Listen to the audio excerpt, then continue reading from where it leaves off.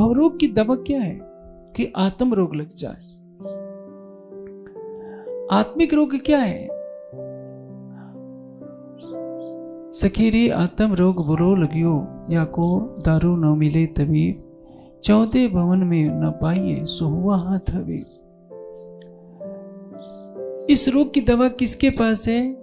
केवल एक सच्चिदानंद अक्षरातीत के पास। और वह अक्षरातीत कौन है? जो क्षर अक्षर से परे उत्तम पुरुष अक्षरातीत है। लेकिन जब संसार अक्षरातीत तो क्या, अक्षर को भी नहीं जानता, अक्षर तो क्या, नारायण को भी नहीं जानता, और नारायण तो क्या, नारायण के अंश से उत्पन्न होने वाले देवी देवताओं को ही परमात्मा माने बैठा है। देखिए, कुल देवी किसको कहते हैं? जो हमारे वंश में ऐसी महान कोई नारी हो, जो ज्ञान में, तप में, वैराग्य में, दिव्य गुणों में अग्रगण्य हो, उसको क्या कहते हैं? हमारी कुल देवी है। कुल देवता किसको कहते हैं? जो हमारी वंश परंपरा में कोई महान व्यक्तित्व पैदा होता हो, जो ज्ञान, वैराग्य, शक्ति सब में श्रेष्ठ होता है, उसको कुल देवता कहते हैं। और उसके गुणों का पूजन का विधान है। उसको हम स्मृति में रखें, याद रखें कि हमारे वंश में ये महान व्यक्ति हुए थे। लेकिन कुल देवता या कुल देवी के नाम पर आप जानते हैं हिंदू समाज में क्या हो रहा है। पत्नी के साथ पति का पूजन किया जाता है, जैसे सीता के साथ राम का, या राम के साथ सीता का, श्री कृष्ण के साथ राधा का, शिव के साथ पार्वती का पूजन होना चाहिए। लेकिन आप पौराणिक रीति से जो विवाह होते हैं, इसमें किसका पूजन होता है? गौरी और गणेश का। शंकर जी को किनारे कर दिया जाता है और पूजा किसकी हो जाती है? गणेश जी की। क्योंकि लोभी है हिंदू, सोचता है कि गणेश जी सारे विघ्नों के हरने वाला है, सारे विघ्न दूर हो जाएंगे, इसलिए शंकर जी को टरका दो और गणेश जी की पूजा कर लो।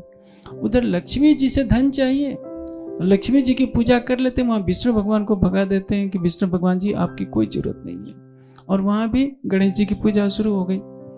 जब विवाह होते हैं तो सोचते हैं कि कोई संकट ना जाए, तो नवग्रहों की पूजा कर लेते हैं, वहां गणेश जी भी किनारे हो जाते हैं, लक्ष्मी जी भी किनारे हो जाती है। कितना स्वार्थ का व्यापार है। अमुक तिथि को पूजा किया, मिट्टी की मूर्ति बनाई, लाखों रुपए पानी की तरह बहा दिए, और फिर मूर्ति को भी ले जाकर जिसकी पूजा कर रहे थे 1 हफ्ते 10 दिन, उनको भी पानी में बहाते। ये कैसी पूजा हुई? ऐसा क्यों हो रहा है? क्योंकि हिंदू समाज में ज्ञान का प्रकाश नहीं है। सत्य ज्ञान ही मनुष्य को सच्ची राह दिखाता है। यदि आपके पास ज्ञान का प्रकाश नहीं है यह बताने के लिए कि परमात्मा कौन है, परमात्मा कहाँ है, परमात्मा कैसा है, हम कौन है, हमें करना क्या है, तो आप अंधकार में भटकते रहेंगे। आप देखिए, अभी इस परिसर के अंदर आपने कई वृक्ष लगाए हैं। वृक्ष को बढ़ने के लिए आप क्या करते हैं? उसकी जड़ में पानी देते हैं। क्या आप एक एक पत्ते में पानी देंगे? एक एक डाली में पानी देंगे? जड़ क्या है? जड़ में जल दे दीजिए तो वह जल एक एक पत्ते तक पहुंच जाता है।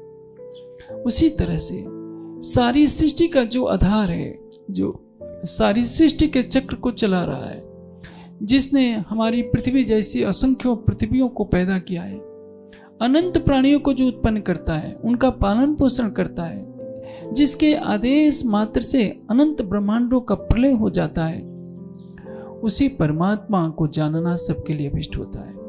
उस अक्षर से भी परे जो अनंत है, अविनाशी है। तुम हो एक गोचर सबके प्राणपति, जो सबके जीवन का आधार है, वही प्राणपति है, वही प्राणेश्वर है, वही प्राणनाथ है, वही पूर्ण ब्रह्म है, वही सच्चिदानंद है और वही अक्षरातीत है। लेकिन उस अक्षरातीत का ज्ञान हो तब तो। अब भगवान शिव को देखिए, हमेशा ध्यान में बैठे रहते हैं। किसका ध्यान करते हैं? यदि वही परमात्मा है तो परमात्मा क्या परमात्मा का ध्यान करेगा? इसका आशय क्या है? शंकर जी भी अपने आराध्य का ध्यान कर रहे हैं। माहेश्वर तंत्र में कहते हैं कि हे उमा, अस्मिन अज्ञान पाथोधौ, इस अज्ञानता के इस अनंत सागर में वयम ब्रह्मा आदियो अपि बुद्ध आकारताम प्राप्ता तद इच्छा वैचिमृता, मैं और ब्रह्मा आदि देवता उस परमात्मा की कृपा रूपी वायु से बने रहते हैं। आप सोचिए, पौराणिक मान्यता में ब्रह्मा जी सृष्टि को पैदा करते हैं, विष्णु भगवान पालन करते हैं, शंकर जी संहार करते हैं। लेकिन ब्रह्मा जी भी चारों वेद पढ़ते हैं, ये सब माने गए।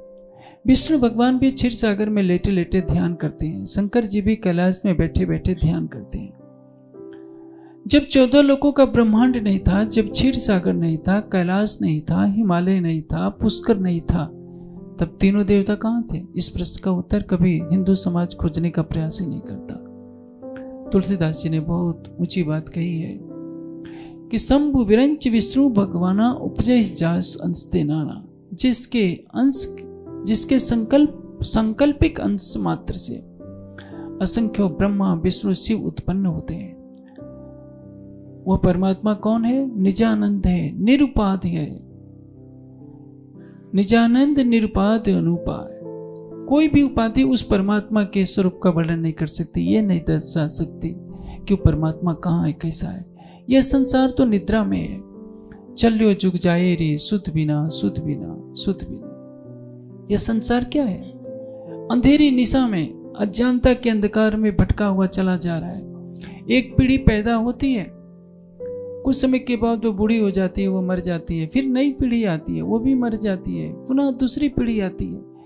जब से सृष्टि पैदा हुई है, ये माया आदि अनादि की चली जात अंधेर, निर्गुण हो सरगुण हो के व्यापक सब फिरे यहाँ के फिर। यहाँ जितने सभी आप बैठे हैं, आज से आपकी 10 पीढ़ियां भी बीत गई, 100 पीढ़ियां, 1000 पीढ़ियां, आपको नहीं मालूम है।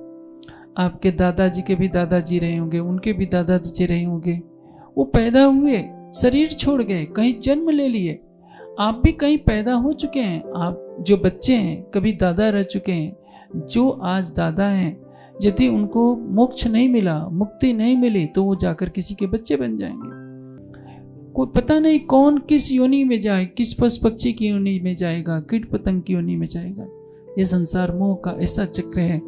मैं एक घटना बताता हूँ। एक राजा था, उसको अपनी पत्नी महारानी से बहुत लगाव था। किसी कारणवश उसकी पत्नी की मृत्यु हो जाती है। अब राजा सोचता है कि मैं जी करके क्या करूंगा, मैं भी मर जाऊंगा। वो अग्नि में जलने के लिए तैयार होता है। प्रजा समझाती है, मंत्री समझाते हैं कि महाराज आप नहीं रहेंगे तो राज्य तो नष्ट हो जाएगा। राजा को भूत सवार था मोह का। उसने कहा कि चाहे कुछ भी हो जाए, मैं अपनी महारानी के बिना जीवित नहीं रह सकता। संयोगवश उधर से भगवान बुद्ध गुजरते हैं। भगवान बुद्ध को ये बात सारी बताई जाती है। बुद्ध जी कहते हैं कि अच्छा, मैं इसका उपाय करता हूँ। बुद्ध भगवान ने भी बहुत समझाया राजा को, लेकिन राजा ने हट पकड़ लिया था कि मैं अपनी रानी के बिना जी ही नहीं सकता। अंत तो गत्वा ही होता है।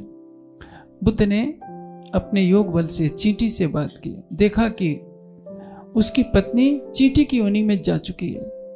चींटी से बात किया और ऐसी राजा को शक्ति दे दी कि वह सीधे अपनी महारानी जो चींटी की योनि में जा चुकी थी उससे बात कर सके।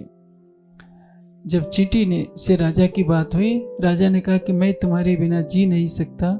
चींटी कहती है कि तुम जियो या मरो, मैं कुछ नहीं जानती, मेरा तो नया परिवार है, मैं अपने परिवार में रह रही हूं, मैं तुम्हारे लिए क्यों मरूं? तुम मरना मर सकते हो। यही मोह का धरातल है। इसको क्या कहते हैं? भवरोग। भवरोग से तरने का क्या उपाय है? आत्मा रोग। आत्म रोग कासो कहिए जिन पीठ दई पर आत्म। जिन्होंने अपने मूल स्वरूप से पीठ दे दी है। आत्म रोग कासो कहिए। आत्म रोग किसको कहते हैं? जिन पीठ दई पर आत्म, सो ये रोग क्यों ना मिटे, जो लो देखे ना मुख ब्रह्म।